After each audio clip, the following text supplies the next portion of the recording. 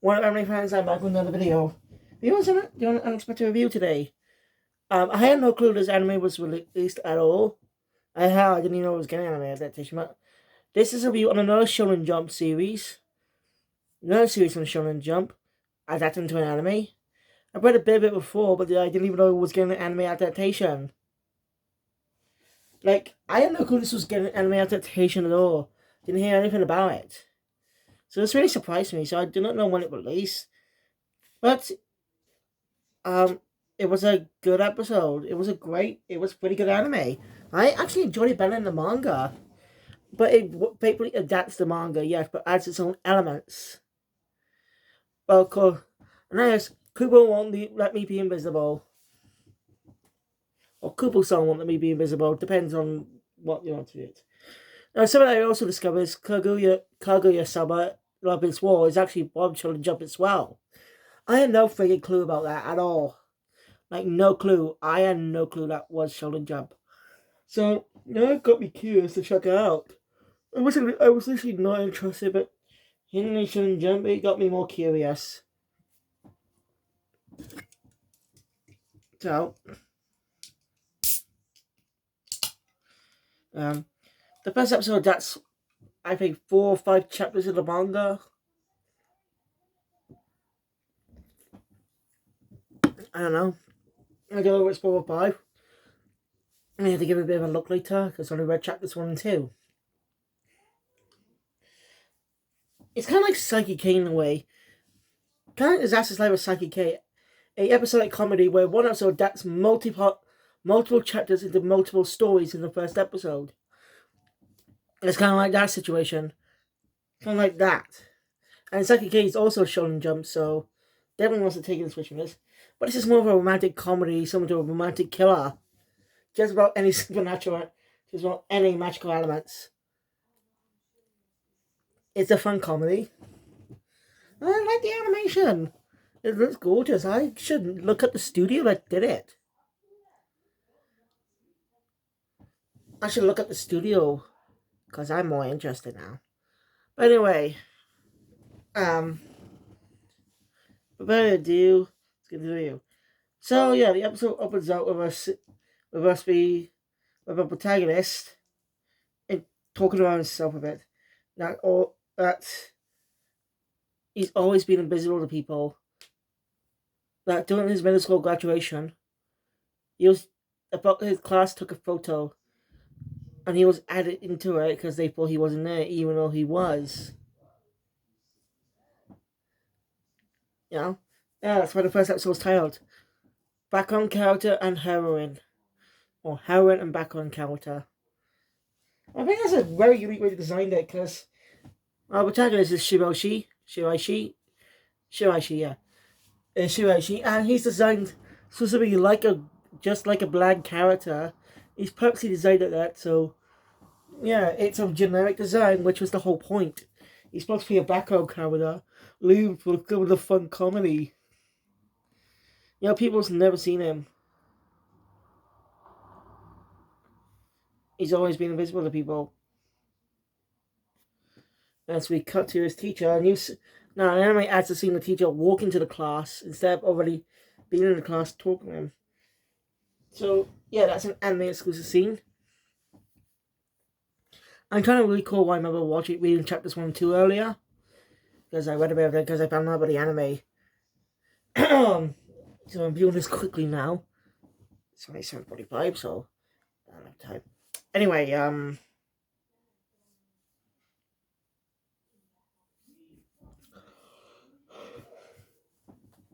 anyway, as he anyway, the teacher's going for Shirashi for some papers or something. I think it's test papers or something. I think Shirashi isn't in, but he was right behind him the whole time.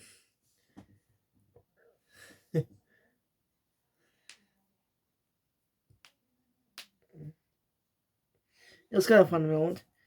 As he explained that, how people still can't see him. He's just like just a generic character. I think Psyche would be jealous of him because he gets to be more like a background character. No one interacting with him.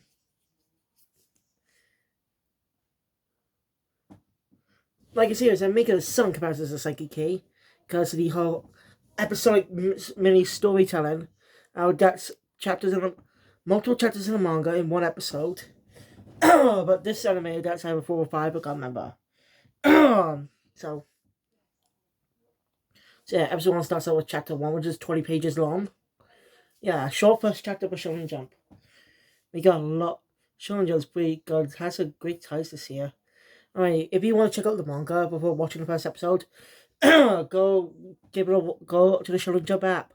Oh, also actually, I want to make correct mistake I made yesterday. In my review of Ayakashi Triangle anime, the mistake I made was you had to track down the manga because it was very hard to find. I didn't know it was on the Manga Plus app, which is also done by Shueisha. It became a Manga Plus exclusive after stop being published in Weekly Shonen Jump.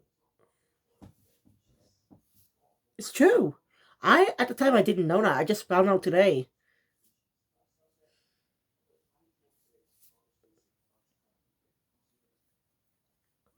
After I reread chapter 1, I know what the anime changed from the manga. But there's some from the changes. So anyway,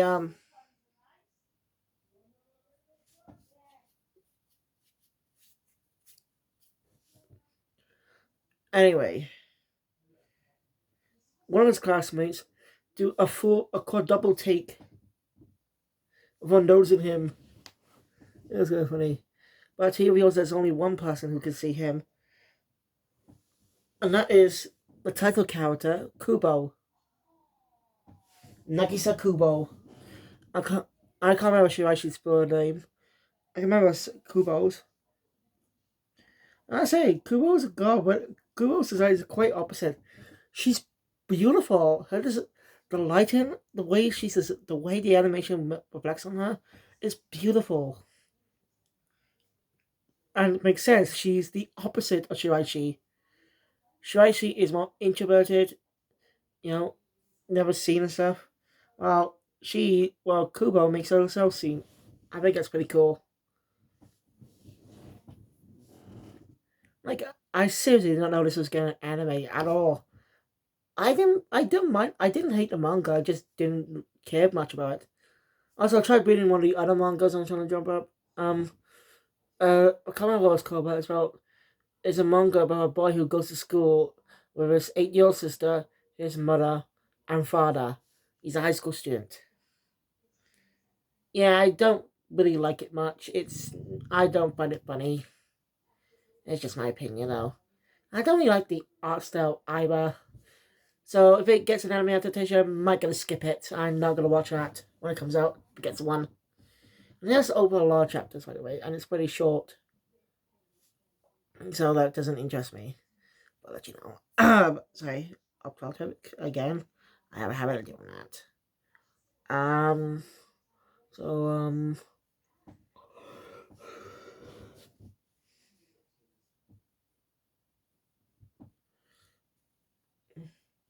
so yeah, it's never a reason given for why she could see him. Why Kubo could see Shirashi.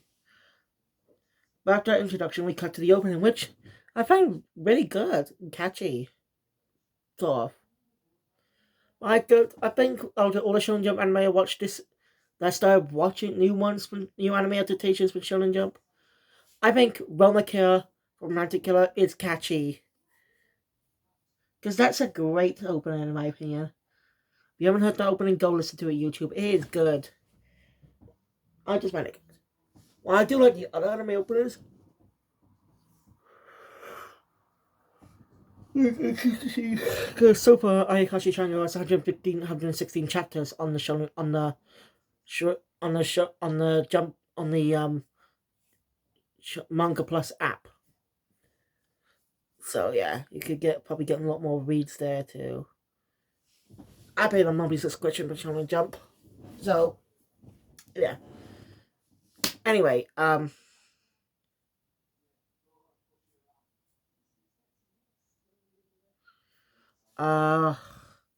after that beautiful opening,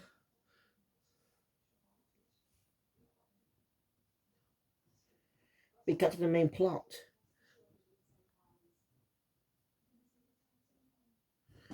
As Kubo asks Shirashi if that he can't be seen in class.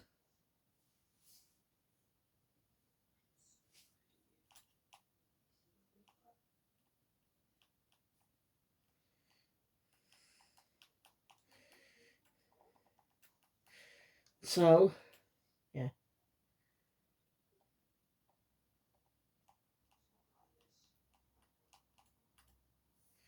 So she kind of wants him to do it. So if he, so she asks if he will ever stand up when he notices him.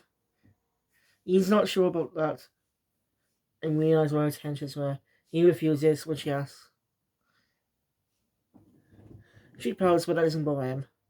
She has to use her attractiveness to try to get him to do it, but that doesn't work. She kind of batters him because she took a photo earlier of him when he was googling something on his phone. I just remember that about background character and stuff. So yeah, starts up being on his knees, then goes up, stands up. Kubo encourages since no one thinks no one's him, and so does a unique pose. But the teacher was able to, but the teacher told him to sit down, even though he wasn't looking. It was kind of embarrassing. The anime actually adds a scene of the students actually looking at Shiraishi. Shiraishi wonders how long the teacher's been noticed. Kubo found it funny. Shiraishi didn't. And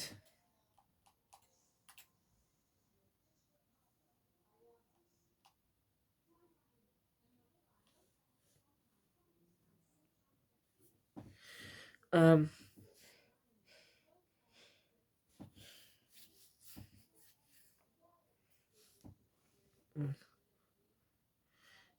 so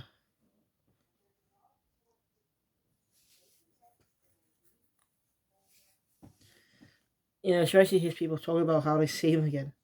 Now, some dialogue in the manga was moved to a little bit later in this part of the anime. Like if I remember correctly, two students in the class during the classroom scene says they saw Shiraishi twice today. As I remember. After that, we get an anime original scene of Kubo walking home with her friends, talking about how they were talking about Shiraishi. Yeah, that's where the dialogue comes. They were seeing him twice today. But Kubo tells him no forgive him. Like, now he's not a full. Don't forgive him. It's like he's not a fully clover, but yet Kubo's other friend tells her that he's nothing like a fully clover. He talk about a kid who couldn't see him being tied for an entire year. That's pretty insane, man. Like, mate, I find that pretty insane.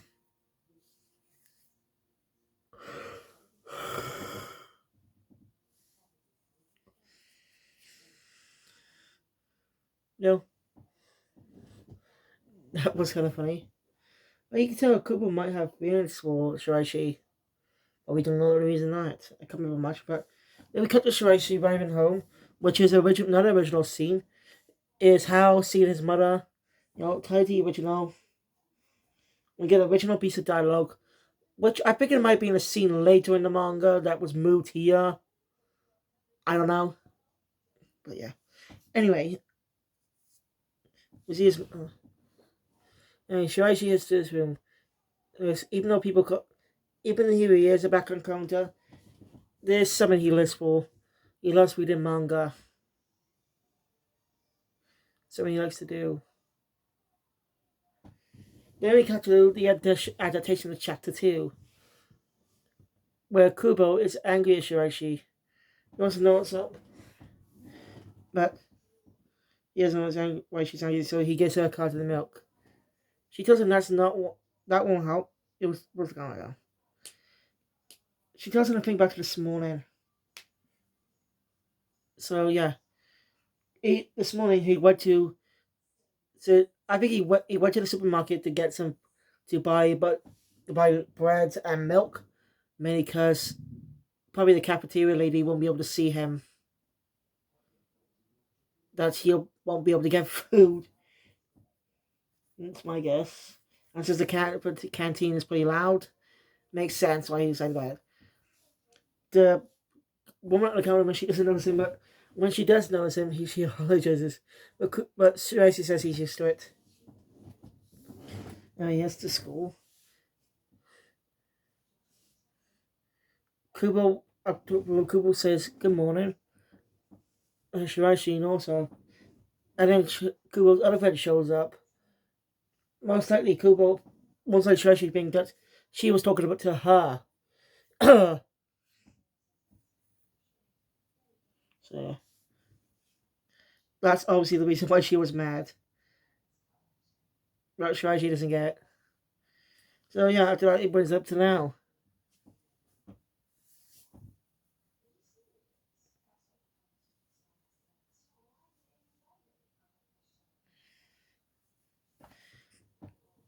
So yeah.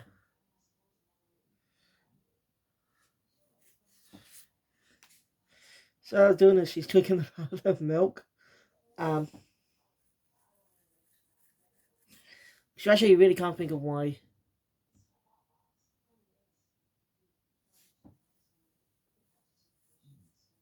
Uh oh shit.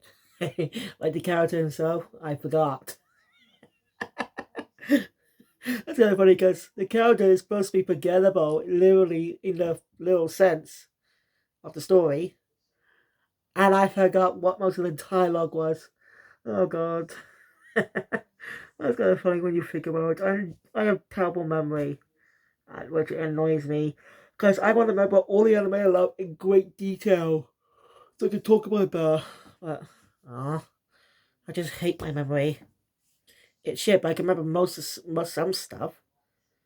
So I don't know why. My sister's dumb enough to think it's just because I don't want to remember stuff. That's fucking ridiculous. Because I don't like school, but I want to remember my favorite anime. So,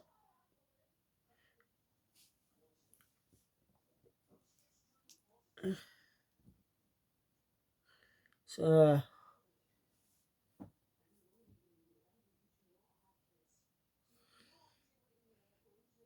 so yeah, he asked her why she was so mad when she goes down. She just tells him it's a secret by whispering in his ear and just disappears like Psyche doing teleportation. Right. So Shirashi wonders why she's doing this. She asks why she's doing that. Each assumes that she's treating him like a toy and stuff. Oh, I just remembered something. I seen from earlier in the episode. Bugger. Let's see. Basically,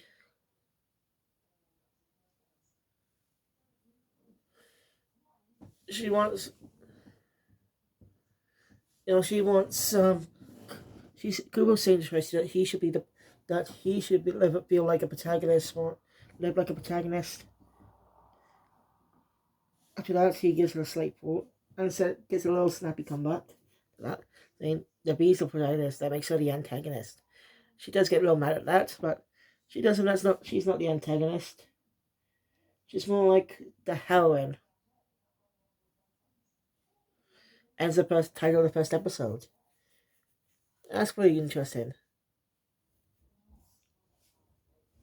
After that, so yeah, I think that scene came earlier, or it was he. At this point, I can't remember. I must be from the first part. Yeah.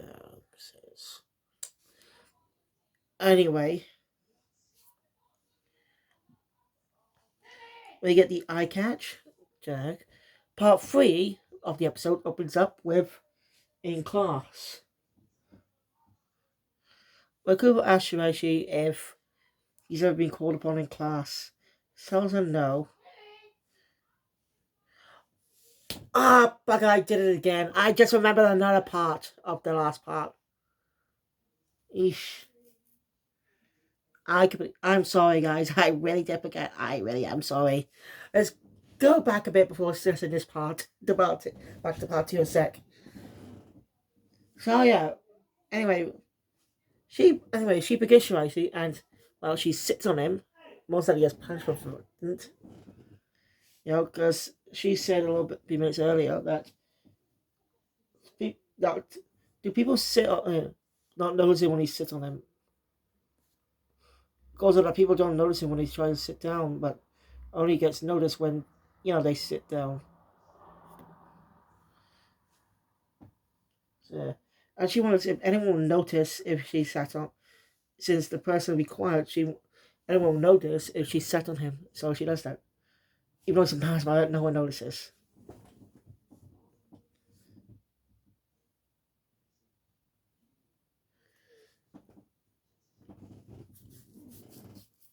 It's kind of funny, as his heart beats. Saying something like any normal boy would say, but he says that they said that won't be him. That'll be anybody's dream but him. He's just a loser. He's just a shy loser. That's literally his words. I come, but not exactly, but those are his words. So yeah, let's fast forward now back to where I was. I did but care about it. Ugh. Episode companies can be tricky for you to remember, but it's still a fun series. Because I'm used to the old action of Shonen Jump. But I do enjoy Spy Family. I it's pretty cool it's getting a film this year. Yeah, sure, it's getting a movie. I did a video about it, a show about it a few weeks ago when it was announced. So I'm looking forward to that. But anyway, so yeah.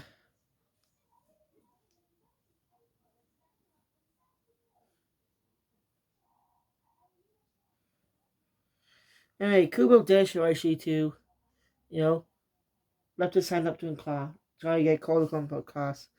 He refuses. So she takes matters in her own hands. When the teacher asks what the question is, she puts up her hand. The teacher asks what to tell him the answer. And she does, I don't know.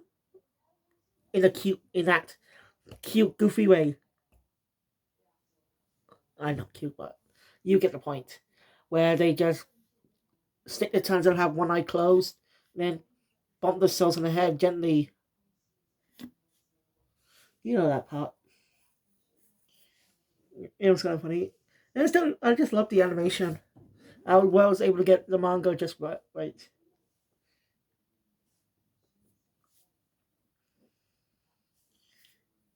So yeah. But she says, should she might know. Or something. And people commenting about it in the background. They'll see him. He's nervous, but he tells her that he doesn't know the question, but she taps, but she is coding him, and she also taps her sheet, saying that she actually does know the answer. Just one of you answered.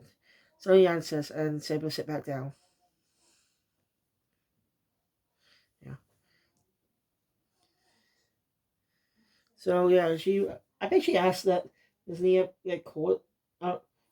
Was like get called upon in class? You know, as he talks about he talks about uh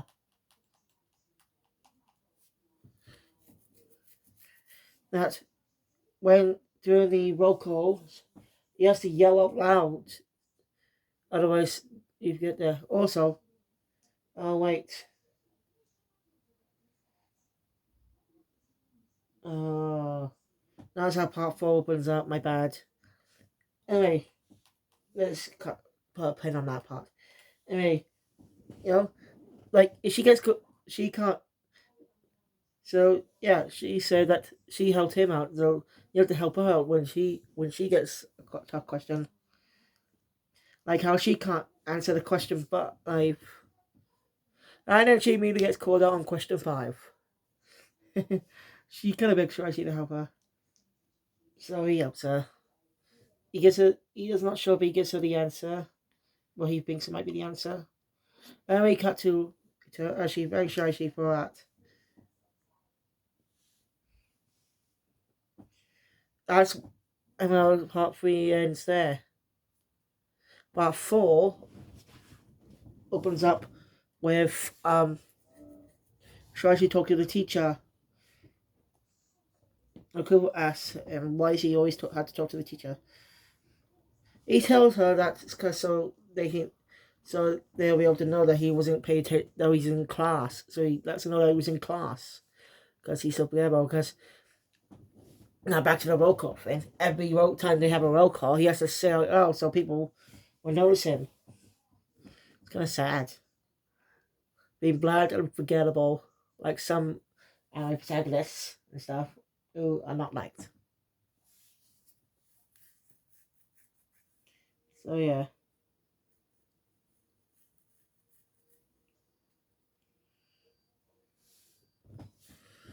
Mm.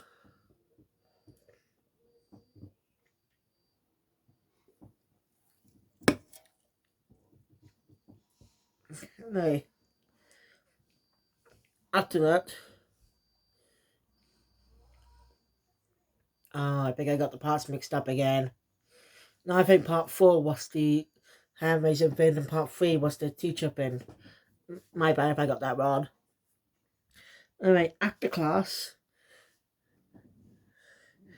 yeah, I was like, Kubo thanks Shiraishi. And before she could tell him about the message line, her friends show up and he just disappears.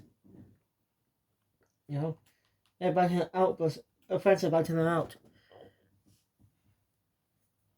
You know, Shiraishi goes home. And sometime later, he's been in one of his favorite manga. Manga says that he's get that his favorite there's a video that game's out that game coming out soon. Most likely a video game based on the manga he's reading, and so he's reading it to catch up more so before the game comes out. That's my guess. So yeah. Then we cut to Kubo finding him on the bench.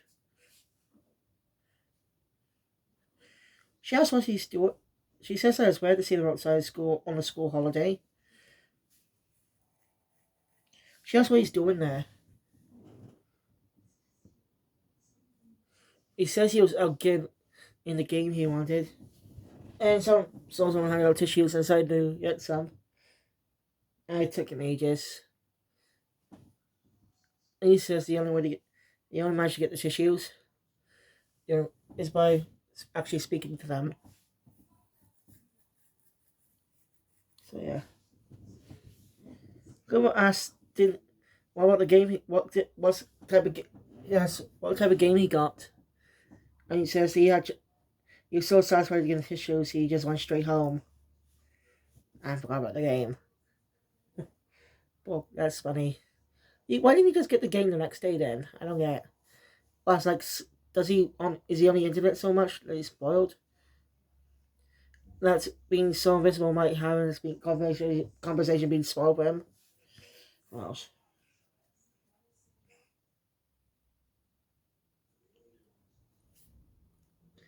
anyway, um, Kubo sees a chance and gives him the line message. You know, wants to check. No wait, hold on. She takes a photo of him. So he can't recognize his face. So they had to sit together. It's similar, so Rachel she goes closer. Earlier he bet it would recognize him, but she bet it did, and she won. So yeah. So she asked to trade messages. Users use that next time together to help him get the tissues easily. So he basically a good idea, and yeah. I've been got that mixed up again. Ah, God. That's what the problem is. Oh, shit. Why am I keeping so mixed up now? Oh, God. I hope it can be better next time. Anyway, after that whole deal's over, Shi- Shiroshi is back at home, on his phone, wondering, when he trained messages ago. He gets sent the photo from earlier, realizing that she wasn't joking about the situation. But he thought she won't say anything again. And she sent him another message, hope to hang out again sometime. So, she, so yeah.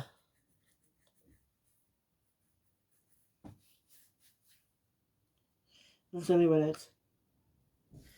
I think he's pretty happy about this. Um, anyway, we cut to Kubo. Seeing the message was being read. She's quite happy about that. Then she's called that it's her turn to take a bath. And I assume the older girl with red hair is her older sister. She notices her being more happy than usual. So yeah. She says her sister's on the wonders what could make her so happy.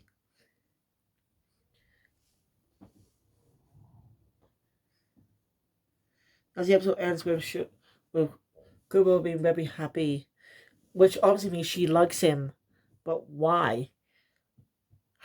Why is she in love with someone like him? That's the question. Now, people usually judge people. Some people just judge others based on their looks, not personality. That's a bad thing. Like, if you're a woman or a man, if you want to find someone you love, don't judge on looks. Okay, just get to know them better. Get to know them first, and judge them if their personality isn't just and just see if they click with you or not. That's just a little warning. Oh, I never really experienced that because I never had a date. Never dated anyone. Hey, well, we don't get any public, so we don't get any previews. But anyway, that's Kubo won't leave me alone. Won't let me be invisible. That's a good anime. It's not. I think I like it better than the manga, in my opinion. Even though I haven't not read the other chapters, but it adapts them faithfully, but added its own little spin on it. I like that, and it's not as wild as anime back in the 80s, 90s, and 2000s. Oof, you should see the anime back then. There were sites where some anime are faithful, like Dragon Ball, whereas one one-to-one translation begs to involvement of Akira Toriyama. One of these has a filler arcs, but it's still good.